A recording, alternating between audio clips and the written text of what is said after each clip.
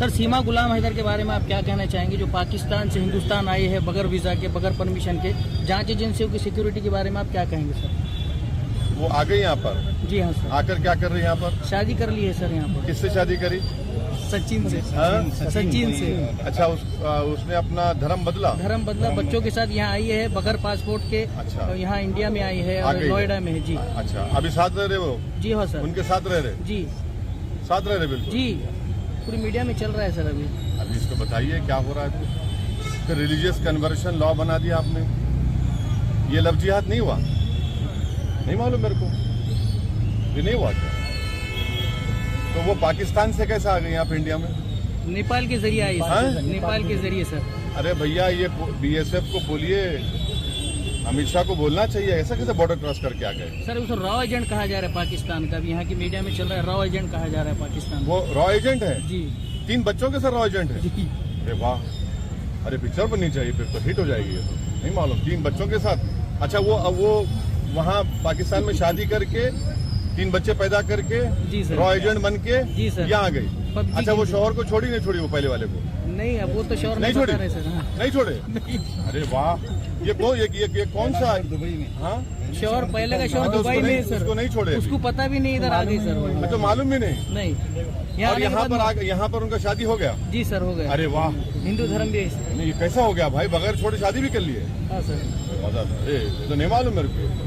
Great है ये तो। क्या बोले अब इसको, क्या बोलेंगे? ये तो अब वकील साहब आप बोलो, उसका कानून आप बदल जानते हैं। आप काला कोट पहने हुए, मैं तो नहीं, मेरे को नहीं मालूम। वो पाकिस्तान की है, शादीशुदा है, 3 बच्चे हैं, और आप बोल रहे रॉ की एजेंट है। अपने हस्बैंड को नहीं छोड़ी पहले, और नेपाल से एंटर हो गई, और किसी के साथ यहाँ पर शादी भी कर ली? जी सर। शादी कर लिया? जी सर। तो ये कौन सा कानून में शादी हुआ है कि हस्बैंड एक हैरत में शादी हो गई, फिर यूसीसी की बात बीजेपी करती? क्या बात है, देखिए बात। चलिए, थैंक यू सर। एक्सा सिविल कोड के बारे में आपका क्या?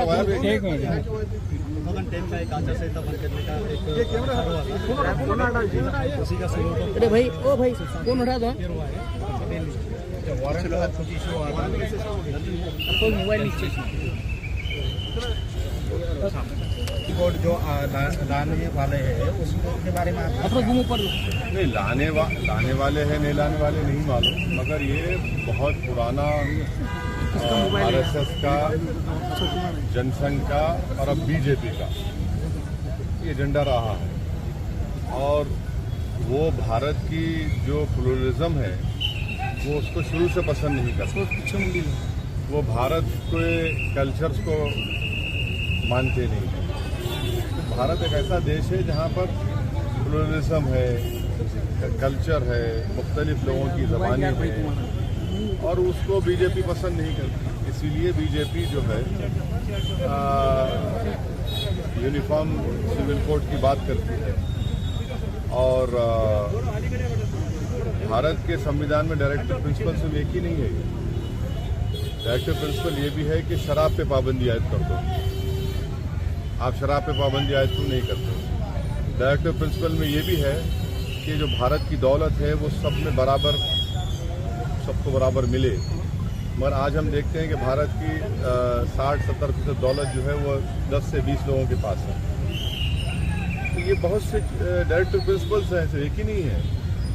बीजेपी, जनसंघ, आरएसएस का पुराना एजेंडा रहा है। वो भारत की इस खूबसूरती को, प्लुरलिज्म को नहीं मानते। इसीलिए भारत के प्रधानमंत्री ने जो अपने भाषण में मध्य प्रदेश में कहा वो बिल्कुल गलत है, झूठ है। वो कह रहे हैं कि एक घर में 2 कानून कैसे रहेंगे। तो उनको ये समझना चाहिए कि आज भी हमारे देश में, वकील साहब यहाँ पर है, सीआरपीसी एक नॉर्थ ईस्ट के स्टेट में अभी तक लागू नहीं हुआ। वो बोलते हैं 2 कानून। भैया, फिर 2 कानून अगर है तो फिर हिंदू अनडिवाइडेड फैमिली में जो हमारे हिंदू भाई बहन को टैक्स रिबेट मिलता है वो दूसरे समुदाय के लोगों को क्यों नहीं मिलता? और हम फिर से कह रहे हैं कि अगर यूनिफॉर्म सिविल कोड की जो बात बीजेपी आरएसएस कर रही है, इसमें हमारे हिंदू भाई भी परेशान हो जाएंगे, क्योंकि Hindu marriage act, Hindu succession act, ये सब चला जाएगा। Hindu undivided family tax rebate चला जाएगा। और नॉर्थ ईस्ट के नागालैंड मिजोरम को हमने कॉन्स्टिट्यूशनल गारंटीज दी है, तो उसके ताल्लुक से होम मिनिस्टर अमित शाह बोलते हैं कि हम नॉर्थ ईस्ट के ट्राइबल्स को नहीं लाएंगे। तो वो अमित शाह साहब ये भूल जा रहे हैं गुजरात के ट्राइबल्स का क्या होगा। आप ये बात गुजरात के उस ट्राइबल इलाके में खड़े रहकर बोलिए, मध्य प्रदेश के ट्राइबल इलाके में खड़े रहकर बोलिए, छत्तीसगढ़ में बोलिए, और झारखंड में छोटा नागपुर टेनेंसी एक्ट है, उसको निकालेंगे जो आदिवासियों के लैंड को प्रोटेक्ट करता है। राजस्थान में है ट्राइबल लोग, तेलंगाना में है, आंध्रा में है, उड़ीसा में, इनका क्या होगा। क्रिश्चियंस का जो और हमारे हिंदू भाइयों को गोवा में जो वहाँ का जो सिविल कोर्ट से फायदा मिल रहा है वो खत्म हो जाएगा। और हम कानून तो बना दिए, मगर कानून में क्या देख रहा हमको। तो बीजेपी आरएसएस का मसला एक ही है कि किसी भी तरीके से भारत के मुसलमानों की जो एक आइडेंटिटी है, इंडियन मुस्लिम की जो आइडेंटिटी, उसको खत्म करना चाहते हैं। डॉक्टर बाबा साहेब आम्बेडकर ने जब हिंदू कोड बिल लाया था तब भी हिंदू कोड बिल ना लाते हुए एक ही यूनिफॉर्म सिविल कोड लाया जाए। सुनिए, आप हिंदू कोड बिल पढ़े? पढ़े आप? क्या पढ़े बताओ, बोलो। हिंदू कोड बिल जब लाया गया था आप पढ़े ना? नहीं, ऐसा बैरिस्टर का नहीं, सवाल नहीं है। सुनो, मैं आपको बोल रहा हूँ, आप जब Hindu marriage act, Hindu succession act लेके आए, उसमें आपने कस्टम का एक एग्जम्पशन दे दिया उनको। क्यों दिया आपने कस्टम का एग्जम्पशन? भाई अगर यहाँ नांदेड़ में कोई कस्टम है, मिसाल के तौर पे अगर कोई हमारे हिंदू भाई अडॉप्शन करना चाहते तो यहाँ पर कस्टम है कि शादीशुदा क्यों भी अडॉप्ट कर सकते हैं, वो कस्टम का सहूलत दे दिया आप। वही तो हम बता रहे हैं आपको, ये सब चला जाएगा। फिर यूनिफॉर्म जब आएगा तो ये सब नहीं रहेगा। ये तो इनको सोचना चाहिए। बीजेपी जो है मुसलमान को सामने दिखाकर ये पैगाम दे रही है। अच्छा, आप बताते हैं कि मुस्लिम महिलाओं को हम ताकतवर बनाएंगे। हम बीजेपी के लोगों से पूछना चाह रहे, मिनिस्ट्री ऑफ एजुकेशन जो है अभी 2020 का डेटा है, अभी आया है, जिसमें कहा गया कि भारत के जितने हायर एजुकेशन हैं उसमें से 1,80,000 मुसलमान गायब हो गए हायर एजुकेशन से। क्यों गायब हुए भाई? आप बताइए ना। आपने स्कॉलरशिप को, प्री मैट्रिक स्कॉलरशिप को आपने रिस्ट्रिक्ट कर दिया, मौलाना आज़ाद फेलोशिप को आपने बंद कर दिया। आप महिलाओं की बात करते हैं, 15-16 साल में उत्तराखंड की आबादी के बराबर भारत की बच्चियां मिसिंग है, माने फीमेल इन्फेंटिसाइड हो गया। उसका कानून आपने बना दिया, कौन जिम्मेदार है उसका? और फिर बार बार बीजेपी के लोग बोलते कि नहीं वो देखो मुस्लिम कंट्रीज को देखो।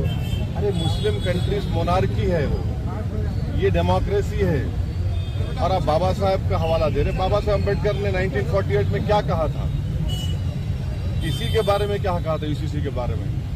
अब वो भी तो पढ़ लीजिए आप। ये सब चीजें सुप्रीम कोर्ट में 370 कलम रद्द अभी तो चल रहा है, अपील किया। अभी तो चल रहा है, शुरू हुआ है। अभी कैसा बोलेंगे? जब सुप्रीम कोर्ट में है तो ऑनरेबल लॉर्डशिप चीफ CJI के बेंच पर है, वो डिसाइड करेंगे।